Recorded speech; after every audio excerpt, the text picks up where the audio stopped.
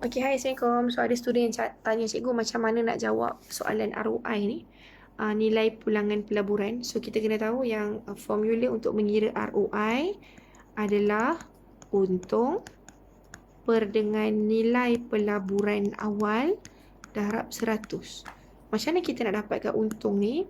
Untung ni adalah semua benda yang kita dapat, kita tambah, tolak dengan semua benda yang kita kena bayar. Okay, so jom kita tengok soalan ni. Dia kata Haris membeli 900 unit saham dengan harga RM3.50 seunit. So kita pun nak tahu berapa nilai pelaburan awal. Nilai pelaburan awal ni maksudnya awal-awal dulu Haris beli berapa. 900 unit darab dengan RM RM3.50. So kita dapat jawapan 3,150. Yang ni yang kita panggil sebagai nilai pelaburan awal. Okey, kemudian dia kata apa? Pada akhir tahun, syarikat teknologi kukuh membayar dividen 30 sen seunit. Yang ni dia untung. Dia dapat untung, dividen 30 sen seunit kali 900 unit dapat RM270. Yang ni untung.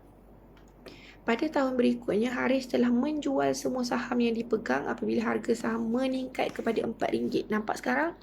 Dia beli hari tu RM3.50. Sekarang harga dia meningkat RM4. So, dia untung 50 sen kat sini. So, dia untung atas jualan dia 50 sen. Dia ada 900 unit kan? So, kita darab, kita dapat 450. Okey. Hitung nilai pulangan pelaburan. So, untung dia dua ni, betul tak? Untung dividen dengan untung jualan. So, kita pun tambah. 270 tambah 450, kita dapat 720. Yang ni untung. Okey, so cikgu akan ke bawah. 720 per dengan nilai pelaburan awal dia 3150. Kita kali 100. So, kita dapat jawapan 22.86%. Jelas ke tak jelas? Kalau jelas, komen kat bawah.